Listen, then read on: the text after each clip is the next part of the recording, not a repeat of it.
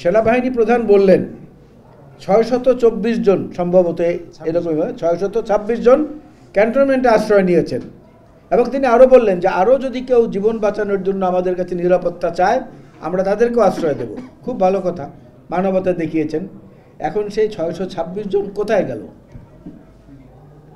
পরবর্তীতে কেন জানানো হলো না যে তারা কোথায়? বাতাসে তো অনেক গুঞ্জন আছে, অনেক রকমের কথা আছে যে বড় বড় কর্মকর্তারা কেউ, সীমান্তরক্ষী যারা আমাদের আছেন তারা, কিংবা এই সেনাবাহিনীর মধ্যেও যদি কেউ তাদেরকে পার করে দিয়ে থাকেন, সেটার তদন্ত হওয়া উচিত এবং সেটা প্রকাশ করা উচিত। কারণ যারা মানুষের রক্ত শোষণ করে এই দেশটাকে নিঃস্ব করে দিয়েছে অর্থনৈতিকভাবে, সামাজিকভাবে, মূল্যবোধগতভাবে, তাদের তো বিচার না করে কোনো উপায় নেই। বিচার করতেই হবে, না করলে সেটা জাতির সঙ্গে প্রতারণা এবং বেইমানি করা হবে। আমরা সেই প্রশ্নটা জানতে চাই। মানুষের মনের মধ্যে ক্ষোভের সবচেয়ে প্রাথমিক পর্বটা ছিল জিনিসপত্রের দাম কিছুতেই কমে না। ঘুম থেকে ওঠার পর বাজারে রওনা করলে বাজারে গিয়ে দেখা গেল গতকালকের 20 টাকার সবজি আজকে 40 টাকা হয়ে গেছে, গতকালকের 200 টাকার মাছ আজকে 500 টাকা হয়ে গেছে। মানুষ অতিষ্ঠ ছিল। আজকেও যদি সেই অবস্থা বিরাজমান থাকে তাহলে সবার সমর্থিত সরকারের সফলতাটা কোথায়? সেটা জনগণের কাছে বলতে হবে না? গণতন্ত্রের অর্থটা কি? গণতন্ত্রের অর্থটা হচ্ছে আপনার সর্বোচ্চ জবাবদিহিতাটা, এবং এই সর্বোচ্চ জবাবদিহিতাটা একমাত্র রাজনীতিবিদ বাদে আর কারো নাই। ব্যাকরণগতভাবে চিন্তা করে দেখেন, একজন সচিবকে আপনি জিজ্ঞেস করলে সে বলবে যে আমি ফাইলে যেভাবে পেয়েছি সই করে দিয়েছি।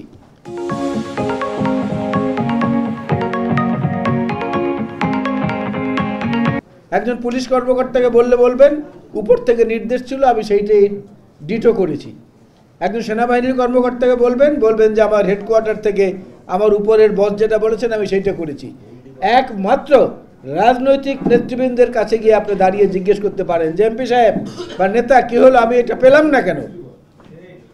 এই যে জবাবদিহিতাটা এবং মানুষের সঙ্গে সরাসরি প্রত্যক্ষ যোগাযোগ, এটা কিন্তু সমাজের আর কোনো পেশার মানুষের নাই, কোনো পেশার মানুষের নাই।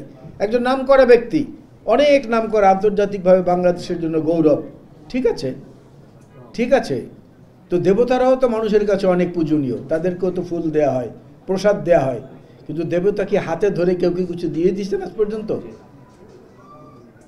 আজকে থেকে নাকি আবার কি জাতীয় ঐক্য কমিশন গঠন হয়েছে, তাদের সঙ্গে রাজনৈতিক দলগুলোর আলোচনা আজকে থেকে, বিএনপিও সম্ভবত যাবে আজকে বিকেল থেকে। এখন জাতীয় ঐক্যের জন্য একটা কমিশন গঠন করতে হয়। আমরা এই জিনিসগুলো আসলে বুঝি না। একটা সময় ছিল যখন নির্বাচন বলতে ছিল ভিওটি ভোট, এটা কেটে ওখানে যোগ হয়েছে বিওএটি ভোট, আরেকটি যোগ হয়েছে এনওটি নোট। ভোট ছিল না, ভোট এবং নোট, এই ছিল নির্বাচন। সেই জায়গা থেকে যদি বের করতে হয় তাহলে জাতীয় পর্যায়ের নির্বাচনটা কি স্বাভাবিক কারণে আগে গুরুত্ব দিতে হবে। কারণ আপনি যদি বাংলাদেশের সংবিধান খোলেন, 59 এবং 60 অনুচ্ছেদে পরিষ্কার করে লেখা আছে লোকাল গভর্নমেন্ট, অর্থাৎ স্থানীয় সরকার, কিন্তু বাংলায় লেখা আছে স্থানীয় শাসন। দয়া করে বন্ধুরা আজকে গিয়ে যদি কারো কাছে সংবিধানটা থাকে খুলে দেখবেন, তার অর্থ কি? স্থানীয় পর্যায়ে যারা আছেন তারা আমাদেরকে শাসন করছেন। তো সেইটা আগে গুরুত্ব পেল কিভাবে? কারণ সংবিধানের নিয়ম অনুযায়ী বাংলা যেটা লেখা থাকে ওইটাই অগ্রাধিকারযোগ্য, ইংরেজিটা পড়ে সাবঅর্ডিনেট। সেই ক্ষেত্রে স্থানীয় শাসনের মধ্যে আগে কেন আমরা যাব স্থানীয়টাকে পরবর্তীতে দেখা যাবে জাতীয় প্রশ্নে, যেটা জাতীয় সংসদের নির্বাচন সেই জায়গাটায়।